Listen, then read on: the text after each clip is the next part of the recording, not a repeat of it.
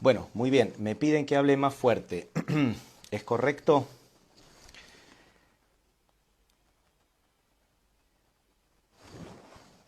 Estoy con un micrófono, así que tenía la fantasía de no tener que gritar. Estos son poesías gritadas para toda Latinoamérica. Vamos a empezar. Acá me dicen que se escucha bien. Tampoco sé qué se ve. Yo soy dramaturgo, no escribo poesía, pero se me ocurrió en esta ocasión que podía hacer una selección de unos fragmentos muy especiales de mi obra Spam, que curiosamente está escrita en verso y que refiere la triste historia de la extinción de la lengua de los heblaítas. Esto, insisto, es parte de una obra de teatro y voy a leerla si me tienen la paciencia que hace falta.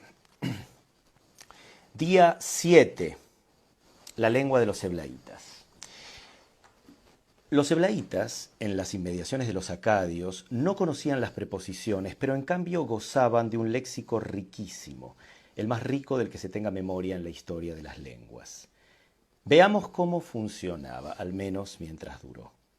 Sus sustantivos comunes no eran mucho más numerosos que las cosas que su mundo antiguo podía haber creado. Animales conocidos, accidentes geográficos, tenían 17 palabras para decir arena, lo cual no es de sorprender si pensamos que su sitio era el desierto, elementos para la construcción, alimentos básicos, razas de camellos y jamelgos, relaciones de parentesco, tinturas y colores que se hallaban entre el límite semántico, entre sustantivo y adjetivo, y no muchas más cosas. Las palabras roca y piedra eran la misma. Las frutas escaseaban y existen registros solo de manzana, algo parecido a pera, tomate, que era ingerido como fruta, y una variedad de uva chinche silvestre y diminuta que ellos conocieron simplemente como uva. Escaseaban también los sustantivos abstractos. Palabras tales como alma, fidelidad o selenita no existían, quizás porque no conocían el concepto de alma, de la fidelidad, o porque no creían que la luna gozara de habitantes, o bien porque el concepto era descrito por sustantivos similares que en realidad a nuestros ojos querrían hoy decir otras cosas. La palabra desinterés, por ejemplo, era reemplazada por la frase cauce de río seco, que cumplía con ambas funciones a la vez. No obstante, y tal vez justamente por no gozar de una gran paleta de sustantivos abstractos, los heblaítas desarrollaron un sistema inagotable de sustantivos preposicionados. Es decir, que la palabra casa, mero de smutá, no podía usarse en la expresión en casa, ya que el concepto de en tardaría aún siglos en forjarse en virtud de la influencia de lenguas circundantes o invasoras. En rigor de verdad, todas las lenguas circundantes son potenciales lenguas invasoras. De esta manera, en casa era para los heblaítas, curiosamente, un nuevo sustantivo que describía un alma que se encuentra con la disposición de estar en casa y que poco tenía en común con la raíz auténtica de casa. Esta palabra, que se escribía urbator landme, contenía sonidos relacionados no con mero desmuta, casa, sino con interior de las ventanas, bator, llama encendida, lan, agua acumulada en cuencos, ur, o pur, dependiendo de si el cuenco estaba lleno o estaba a la mitad, alacena o frigorífico de sombras, dme, ur, bator, landme, en casa. Día 14, entre las palabras. Pero la mayor singularidad de esta lengua extensísima en palabras era la del uso de lo que hoy entenderíamos por la preposición entre. Definida como aquello que designa el espacio entre un sustantivo y otro sustantivo, su uso era complejísimo. Por ejemplo, para decir que algo se encontraba entre una piedra, tut, o una uva chinche, genito, la nueva palabra no resultaba en absoluto de una combinación de los significantes de las dos, sino, como hemos explicado, de una palabra que instintivamente pretendía dar cuenta de las sensaciones linguales del estar entre ambos sustantivos. En el caso de tut, y genito, la palabra asombrosamente precisa que surge de entre ellas es drevir.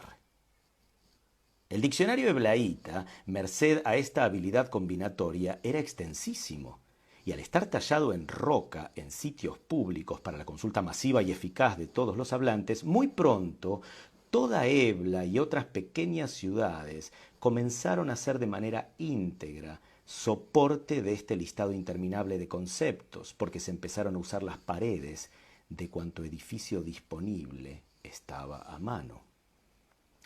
Día 23, el diccionario de piedra. Bueno, el cálculo no era realmente infinito porque recordemos una vez más que sus sustantivos básicos existían en cantidades moderadas, pero estos sustantivos preposicionados traían consigo un gran problema.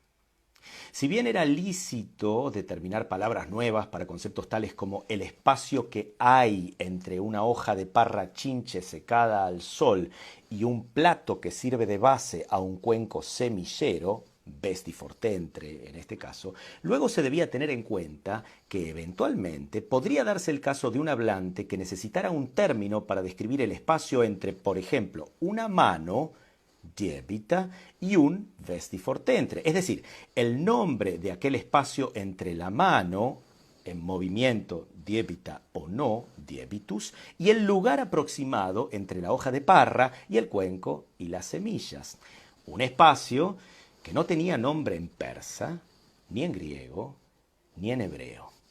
Este nuevo sustantivo, que poco tenía que ver con sus raíces anteriores, resultaba lidil, y es sorprendente cómo se advierte que cuanto más compleja es la descripción del sustantivo en cuestión, normalmente más simple es la raíz de la palabra. Así, significantes muy simples como at o kun, que significaban respectivamente espacio entre una mota de loto resecado y aquello que queda justo entre un arco de flecha y un trozo de cuerda masticada, at, y espacio entre un pez de río muerto y un at, kun, eran rara vez necesarios en la vida cotidiana y sin embargo aparecían en el diccionario gráfico de piedra que iba creciendo, incansable, adosado a la ciudad civil y a sus muros inscribibles, como un musgo, como un moho, como una piel, como un eslogan. Día 25. La sed de Argutimal. La velocidad del crecimiento de palabras fue, en un momento de la ecuación demográfica fluctuante, críticamente superior al crecimiento poblacional del núcleo de Elbla. No habiendo edificios que se pudieran construir a tiempo para satisfacer la necesidad de nuevas palabras entre las palabras viejas que los habitantes requerían para comunicarse y entenderse, algunas de estas palabras comenzaron a escribirse directa y urgentemente en las arenas, por lo que hoy se han perdido todas, como la Suecia antigua, que era toda de madera y se quemó. Escribir un diccionario en la arena debería contarse entre las 7 maravillas del mundo antiguo. Y sin embargo hoy casi nadie recuerda esta proeza. Cuadrillas especialmente formadas de escribas velocísimos tenían la misión de humedecer esta escritura con el agua tan escasa en la región y renovarlas a diario para evitar que el viento las desmenuzase.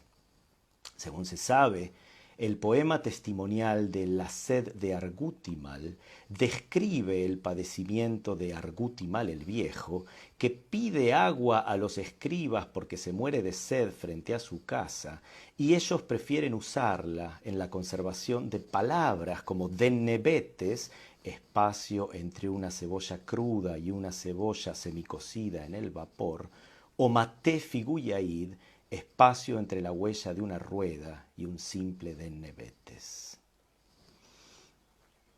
Y para terminar, día 30, las últimas arenas escritas.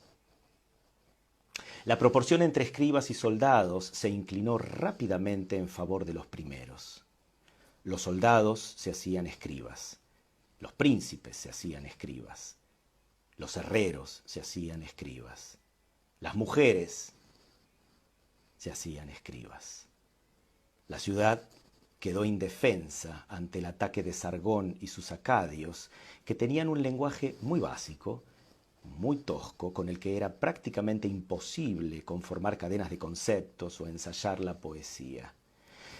Los acadios y los nómades semitas siempre se habían manifestado como vecinos amigables y admiraban en secreto y con vergüenza el crecimiento desaforado de la lengua y la cultura colindantes. Pero en circunstancias que se desconocen y en virtud de detonantes muy inciertos, en el siglo XIX, antes de la caída de Ur, todo el mundo conocido invadió Ebla. Tal vez porque era fácil, y arrasaron con los arenales y asesinaron a todos los eblaíto-parlantes que buscaban humedecer las palabras escritas en la arena con su propia sangre testaruda. Lo que sabemos hoy de ellos se basa en el hallazgo de las ruinas de las paredes de una casa de descanso, presumiblemente de un leguleyo de importancia relativa, un viejo depósito de cuencos vacíos que nunca albergaron nada líquido, y un largo edificio inconcluso que se supone serviría de estación y aparcamiento de carruajes. El uso del salvaje idioma acadio se extendió luego por todo el mundo conocido a la sazón. Y si bien es cierto que sabemos poco y nada de la lengua eblaíta y su final, es de notar que la otra civilización, la de los ejércitos, las sílabas, los carros, se extinguió también, como otras tantas. Así que no podemos deducir gran cosa de estas formas de vida del pasado, y solo podemos vivir en el presente. Y toda historia es poesía. Todo es poesía.